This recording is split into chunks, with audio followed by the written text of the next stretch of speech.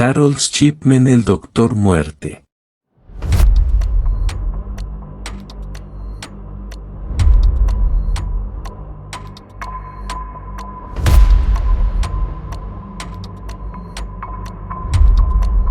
Bienvenidos a Criminales. Harold Frederick Shipman fue un médico británico y asesino en serie, acusado de matar y asesinar a más de 200 de sus pacientes, corroborado solamente en 15 de ellos en primera instancia y más tarde elevado a 218. Es conocido por ser el asesino en serie más prolífico de la historia en el año 2000. Shipman fue condenado a 12 cadenas perpetuas consecutivas por los asesinatos de 15 de sus pacientes. Después del juicio, la policía siguió investigando, ya que se estimaba que Shipman podría haber llegado a matar a más de 500 pacientes, de los cuales el 80% de ellos eran mujeres. También las edades de las víctimas suponían un enigma para la policía, ya que la persona más joven que Shipman había matado de entre los 15 casos corroborados, era Peter Lewis de 41 años de edad. Finalmente, se cerró la investigación con el número oficial de 218 asesinatos altamente probables. Muchas de las legislaciones británicas sobre medicina y cuidado médico fueron modificadas notablemente como resultado directo e indirecto de los crímenes de Shipman. Es el único médico británico que ha sido declarado culpable de asesinar a sus pacientes, aunque otros médicos han sido absueltos de crímenes similares o condenados por cargos menores. Shipman murió el 13 de enero de 2004, un día antes de sus 58 cumpleaños, ahorcándose en su celda en la prisión. Harold Frederick Shipman nació en el condado de Westwood en Nottingham, Inglaterra. Era el segundo de los 4 hijos de Harold Frederick Shipman, 12 de mayo de 1914 a 5 de enero de 1985, un conductor de camiones, y Vera Britten, 23 de diciembre de 1919 a 21 de junio de 1963. Sus padres, de clase obrera, eran metodistas devotos. Al crecer, Shipman demostró ser un excelente jugador de rugby en las ligas juveniles. Se destacó como corredor y en su último año en la escuela, sirvió como vicecapitán del equipo de atletismo. Shipman estaba particularmente unido a su madre, que murió de cáncer de pulmón cuando tenía 17 años. De hecho, la muerte de su madre devino de una manera muy similar a lo que más tarde se convirtió en su propio modus operandi, que en la última etapa de su enfermedad, ella recibía la morfina administrada en casa por un médico. El 5 de noviembre de 1966, Shipman se casó con Primrose May Axteby. Tuvieron 4 hijos. Shipman estudió medicina en la Escuela de Medicina de Leeds y se graduó en 1970. Comenzó a trabajar en Pontefract General Infirmary en Pontefract, Yorkshire Oeste, y en 1974 obtuvo su primer puesto como médico general en el Centro Médico Abraham Ormeret en Tadmeden, al oeste de Yorkshire. En 1975, fue capturado falsificando prescripciones de petidina para su propio uso. Le multaron con 600 libras y fue obligado a asistir a una clínica de rehabilitación de drogas en York. Fue médico de cabecera en el Centro Médico de Donnybrook, ubicado en Ide, cerca de Manchester, en 1977. Shipman continuó trabajando como médico en Ide durante la década de los 80, hasta que en 1993 fundó su propia clínica en Market Street, deviniendo como un miembro respetado dentro de la comunidad.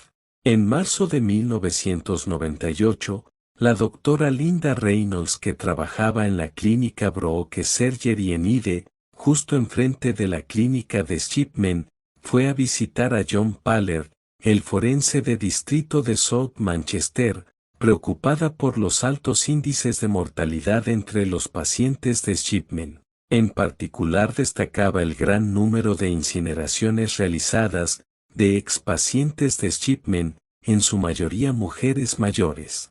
El caso fue tomado en consideración por la policía, quien no tuvo, en primera instancia, suficientes pruebas como para arrestar a Shipman y levantar cargos contra él. En la investigación posterior sobre los crímenes de Shipman, culparían a la policía por asignar oficiales inexpertos al caso. Entre el 17 de abril de 1998, cuando la policía abandonó la investigación y la eventual detención de Shipman, este mató a 3 personas más. La última fue Kathleen Grandi, una anciana de Ide. El 24 de junio de 1998 murió en su casa. La última persona en verla con vida había sido el Dr. Shipman, quien luego firmaría su certificado de defunción.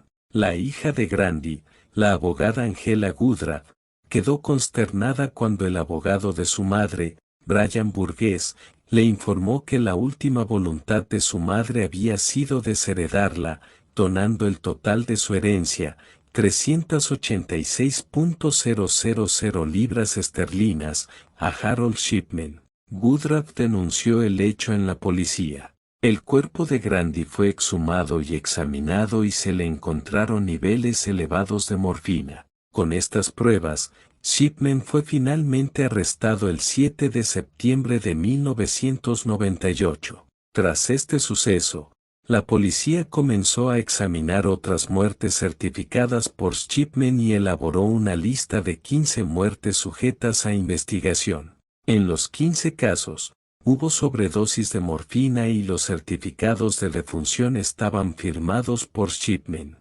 Shipman se ahorcó en su celda en la prisión de Wakefield a las 6:20 el 13 de enero de 2004, en vísperas de su 58 cumpleaños, y fue declarado muerto a las 8:10. Una declaración del servicio penitenciario indicaba que Shipman se había colgado de las barras de la ventana de su celda usando sábanas.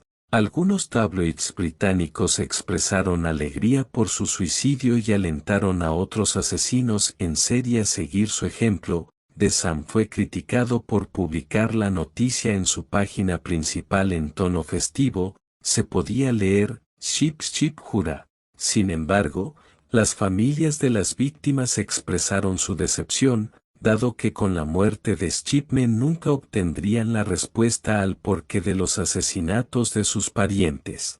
El secretario del Interior, David Blanket, señaló que la celebración era tentadora, diciendo, te despiertas y recibes una llamada diciéndote que Shipman se ha ahorcado y piensas, es demasiado pronto para celebrar, y entonces descubres que todo el mundo está muy molesto con él.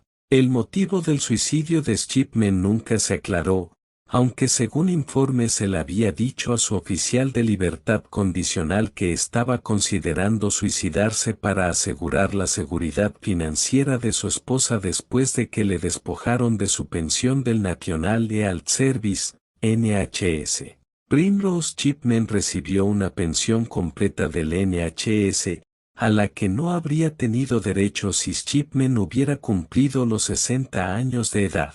El estudiador de perfiles del FBI John Douglas ha afirmado que los asesinos en serie están obsesionados con la manipulación y el control, y que suicidarse en la cárcel bajo custodia policial es su gesto final de control. No se sabe ni cuándo empezó Shipman a asesinar pacientes ni cuántos mató. Un informe hecho en julio de 2002 sobre las actividades de Shipman concluyó que había matado a por lo menos 215 pacientes entre 1975 y 1998, durante su estancia en Tadmeden, al oeste de Yorkshire, 1974 a 1975, y de Cheshire, 1977 a 1998. La jueza Janet Smith dijo que muchas otras muertes sospechosas no podían atribuirse directamente a él. La mayoría de las víctimas eran mujeres mayores que gozaban de buena salud,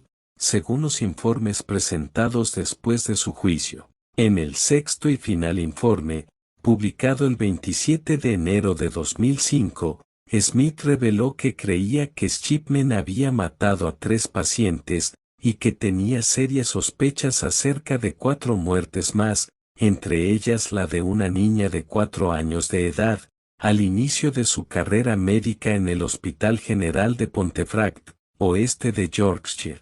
Smith concluyó que el número probable de las víctimas de Shipman entre 1971 y 1998 era de 250. En total, 459 personas murieron mientras estaban bajo su cuidado. Es incierto cuántos de estos eran víctimas de Shipman, pues él era a menudo la única persona que certificaba las muertes. La investigación sobre Shipman también incluyó cambios en la estructura del Consejo Médico General. 6 médicos que habían firmado cremaciones de víctimas de Shipman fueron acusados de mala práctica por el Consejo Médico General, que declaró que ellos debían haber notado el patrón de visitas que Shipman efectuaba con sus pacientes antes de que estos murieran.